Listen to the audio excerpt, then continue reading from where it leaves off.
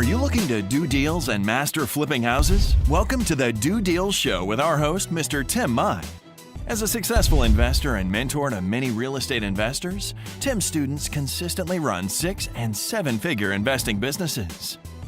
Each week, you'll hear from top real estate investors who share the best strategies, systems, and secrets that you can use to be more successful. Tim and his guests will pull back the curtain for you to learn their exact tactics, tricks, and tools that are working best right now in today's real estate market. Now, let's welcome Mr. Tim Mai. Okay, we are live on Facebook. Well, hello, my Facebook friends. Welcome to another interview. This is your host, Tim Mai. Today, I have Brian Sapp on the line with us today. And before we get into the full interview, I wanted Brian to share with you what is his best tip to find probate deals. So, Brian, what is it, buddy? Hey, Tim. So the best thing that I can tell you guys is to go to the actual courthouse to get the deals by yourself.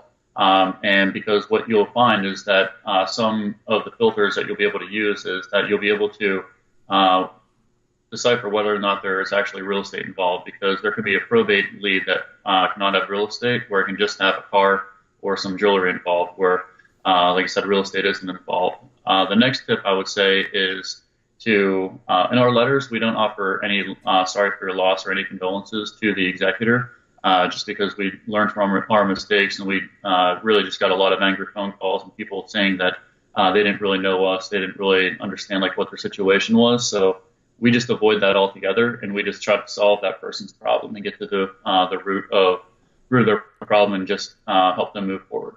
That's awesome. Great tip. Very different from what most people teach out there on how to go after probates, right? So thank you so much for that, Brian. And everyone, just so you know, Brian is a successful investor out of the DC area. He does 4 to 5 deals a month, mostly through direct mail and probates.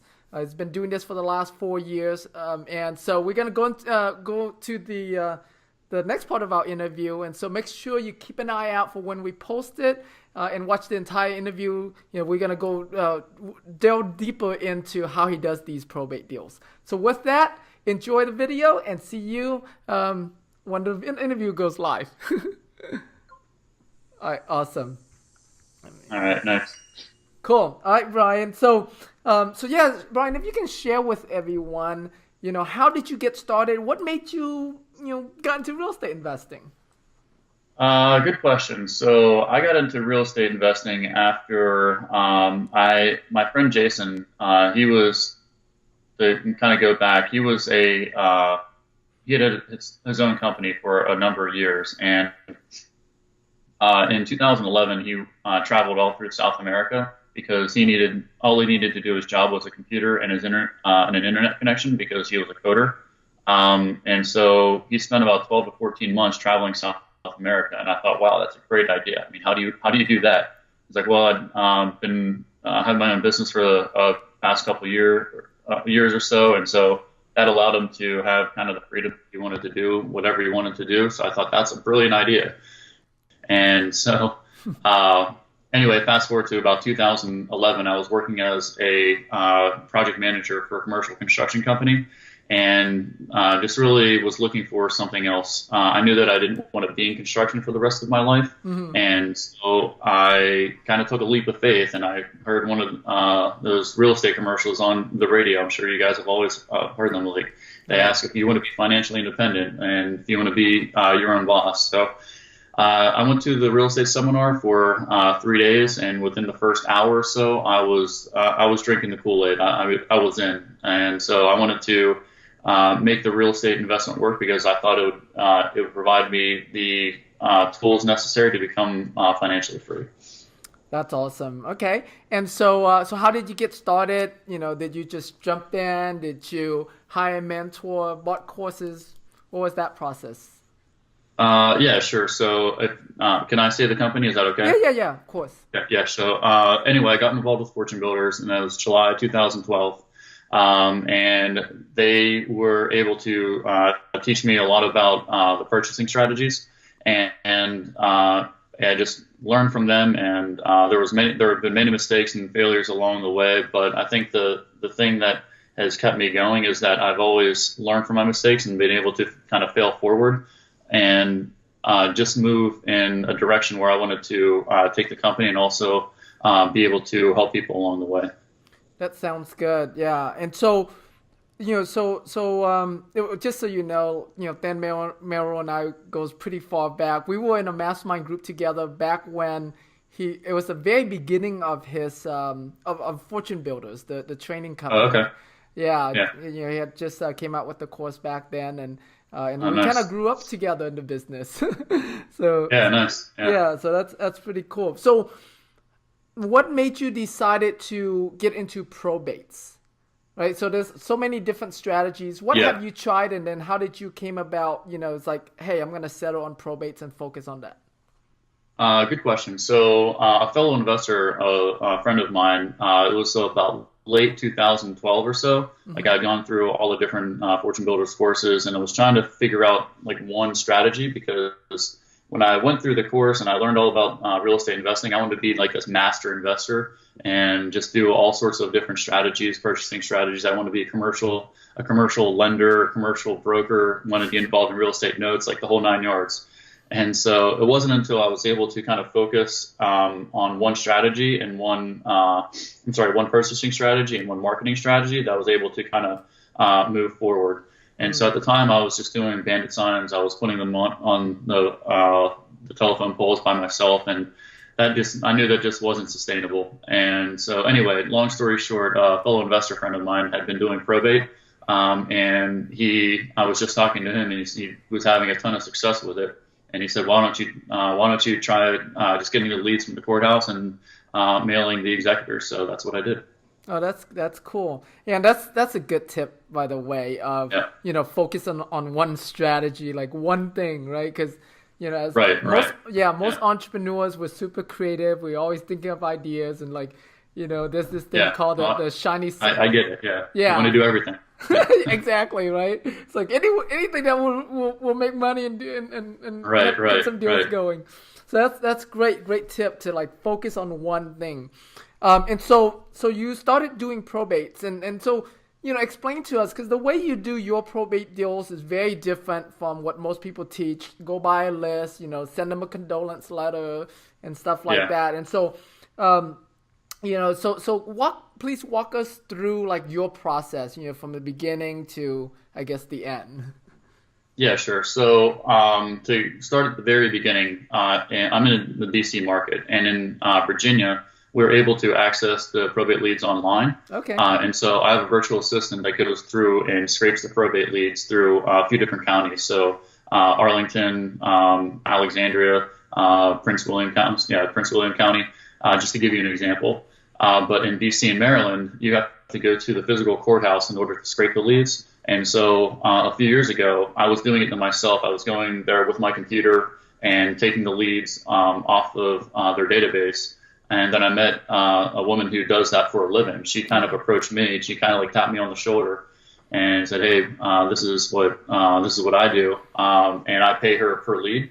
And so every Monday we get the leads from our online database and also the physical courthouse. I see. And then after that happens, we upload our list into Go Big Printing, and we have 8 different templates. We have a template of 5 different professional looking direct mail pieces, and then we have 3 postcards. And that's kind of our strategy, where we send out for one campaign, we send out 8 different mailers. I see. And that's basically what we do. Okay, great. And so I want to touch on when you say professional mailers or letters. So not like your yellow letters. So they're like printed letters with like company overhead. They're not. We used to use the yellow letters, but we got a lot of angry phone calls about those, especially when it came to probate, because I think what people thought is that we were trying to not be sincere in what we were trying to offer, especially while we're offering their condolences. So we got a lot of angry phone calls, and that's why we moved to a more professional looking letter where it has our company logo and letterhead on it. It's not handwritten at all. And so I think people responded to that a lot better than just a handwritten yellow letter. That makes a lot of sense, because I mean, some of these people are attorneys, Some of them are professionals in their career, and so that makes it never occurred for me that way, but I mean that makes a lot of sense to approach it from a professional perspective, and at the same time too, I think that it makes you stand out from all the other investors mailing to them. Yeah.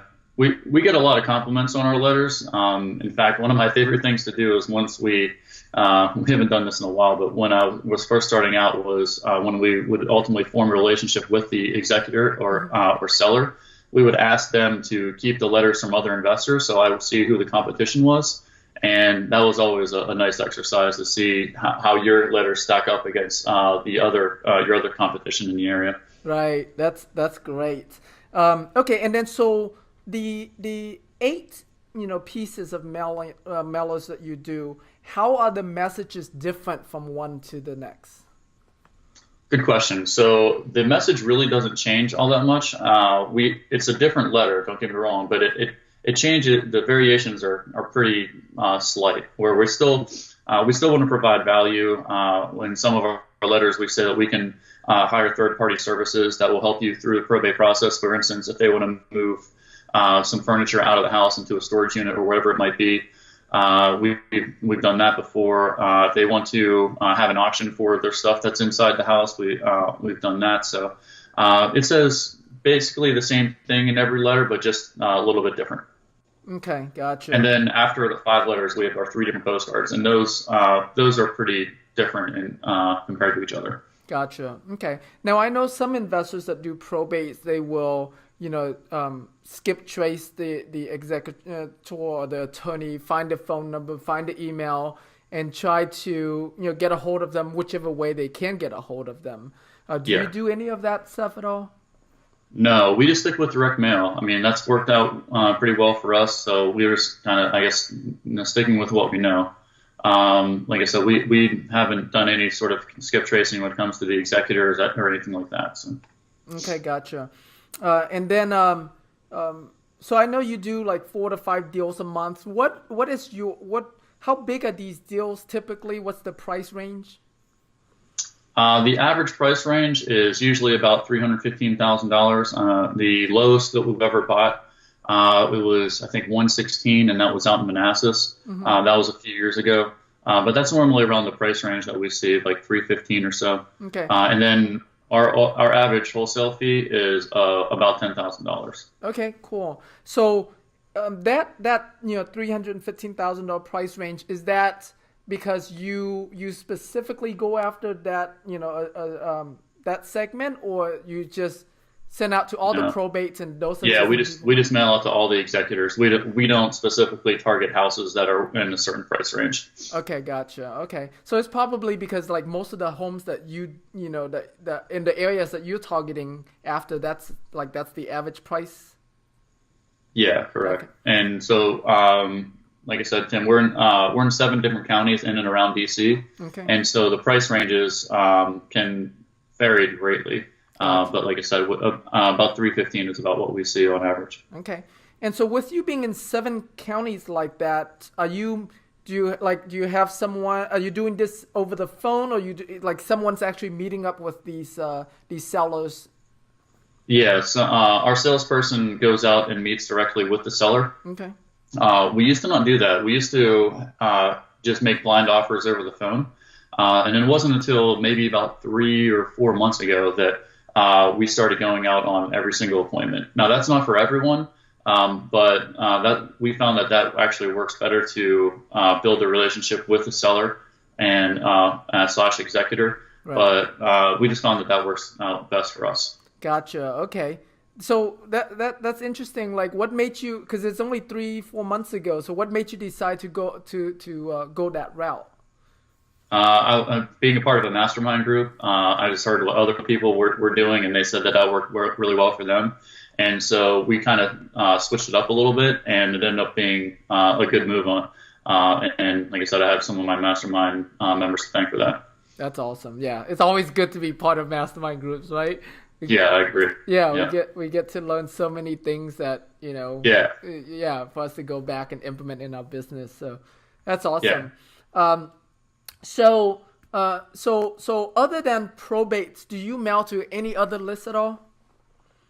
Not really. We're thinking about expanding into other lists, like pre-nod and divorce, but we really concentrate on probate. We tried some absentees before, but I think that just so many people do absentees that we didn't really carve out our own little niche within that group, so we stopped mailing those guys. Right. But we do a couple other things. We use the equity analyzer through REI Black Book, and we also use agent enrollment. So if a property is under contract with an agent, we'll contact that agent and say, hey, Mr. Agent, if that property falls out of escrow, we'd like to make an offer on it. Is that a software? You said agent enrollment. What is that? I've never heard of it. Yeah, so it's just that. So if an agent has a property under contract that we're looking for, so we search, say, handyman, rehab, cash offer, like we search that in the remarks, and then we search for the agent that has that property under contract with the seller and say, if that property falls under, out of escrow, we would like to make an offer on it. And so we've been able to close some deals from that as well. Gotcha. So is it like do y'all do that manually, or is there a software that you put the agents, emailed in and it? Yeah, we just do that manually. Okay. One of our virtual assistants does that, and then they'll send that lead to our salesperson. Right. That's good. I like that. And do you get what would you say is the percentage of deals? You get a lot of deals from that? Usually about one a month or so. Oh, that's pretty good. Yeah. I like that. that. It's not bad. Yeah. I mean, it's not a flood of deals coming in, but I mean, it's sustainable. Right. Yeah, it makes sense. I mean, and as the market shift here, there's going to be more and more of those deals. We hope fall so. through. Yeah. Yeah, that's awesome. I like that. What has been the biggest challenge or struggle that you've gone through in your 4 years in this business? Oh man, where to start? But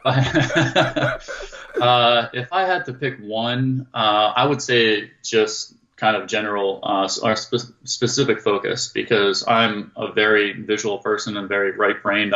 I think as most entrepreneurs are, we want to do kind of everything at once. Where it's just been the ability to focus on one thing at a time, build a system around that, and then move on to the next system. I would say that would be my personal biggest challenge. And the other one within my own company is asking my employees to do too much. So having them run at like 110 to 120%, as opposed to like just the normal working hours, and kind of asking them to do more than what their job description would have hired them for. Okay. And so what are some of your tips or resources that you want to share? Like if someone's have similar challenges, what would your tip be for them? Great question. So I would recommend two books. One, The E-Myth Revisited by Michael Gerber, and number two, Traction by Gino Wickman. Mm-hmm. Those two books really kind of set me on the path to where I am right now. And especially Traction, it really helps you narrow down your focus within your company, so everyone is, as they say, rowing the boat in the same direction. Right. Okay. And talking about Traction, so I take it you're the visionary type? I am, yes. Okay. Yeah. And then do you have someone on your team that's like a strong integrator? Not right now, but hopefully in the future. A good friend of mine from high school, we've been talking about kind of working together for the past year or so. Uh-huh. And he's clearly the integrator. I'm clearly the visionary. So right now we're going through the EOS, and we hired an EOS coach. And in fact, we have our second full day meeting next Monday. Next Tuesday. So we're really looking forward to that. That's awesome. Great. Yeah, I did my process back in August. So what is that? 3 months ago. I went through the whole. It's great. I mean, it's really, really helped us out. Yeah, for sure. That's awesome. Cool. And so what's share with us one of your most interesting deals. Most interesting deals. Uh-huh. I don't know about most interesting, but one of our easiest deals was with, I don't want to disclose his name, but it was right around T.C. Williams High School. And for those of you who've Remember the Titans, it's in Alexandria. It's right behind the high school. And there was a little subdivision that was built in like the 60s or so. Mm-hmm. And from the backyard, you can see the field, but the houses there have great bones, and the basements have like 9-foot ceilings, which is like unheard of in Alexandria. And so the executor called us up, and he and his friends and his family his aunt deeded the house to him. And so what happened is he called his friends and family, and they moved all their furniture out, and they kind of divided it up among themselves, and they put someone out to the dumpster and to the trash. And then they had received a couple of our letters, and I don't know if they had misread them or anything like that, but when we met with him, he said that they spent all this time and effort moving out all their furniture and cleaning up the house and make sure it was like looking nice to sell. And then we met him. He's like, well, we would have done all this for you. And he's like, oh, no, I wish I would have read the letter more carefully. So that was pretty funny. That was pretty interesting. So that was one of the easier deals that we had done, because he had taken it upon himself to become to go down to the courthouse and fill out all the paperwork to become the executor, where we didn't have to hire an attorney. And it was a really pretty good deal. The one thing that we did learn from that deal was that it was a reverse mortgage. And so we learned that in order to get bank approval for reverse mortgages, it took about 45 days. So we had to do a contract extension with the seller in order to make sure that we could close the property for him, because we were waiting on the bank's approval for our offer. Gotcha. So that was a pretty interesting deal. That's interesting. Yeah. Yep. I want to back up a little bit. I forgot to ask you. Can you read for us like what does a message either on your letter or on your postcard say? Do you have it memorized, one of them? It's actually been a while since I looked at it.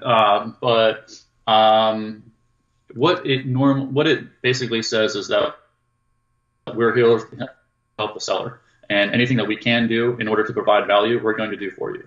And like I said, we kind of shied away. We don't offer condolences or anything like that anymore. But that's basically our general message, that we're here for the seller, and we're going to try to provide value in any way that we can. Gotcha. All right, cool. So tool tips, resources, what are some? I know you use REI Black Book, right? Is that to manage like your CRM and all your leads? Yeah, that's for our CRM software, right? Right. Is there any other, any other tools or resources that you use in your business that you like a lot? Good question. We really keep it pretty simple. We do, like I said, direct mail. We just use REI Black Book to track all of our CRM and our clients and everything like that. So as far as other tools, we do use the equity analyzer through REI Black Book. That has helped us out with closing some deals with that as well. But no, we really keep it pretty simple and pretty basic.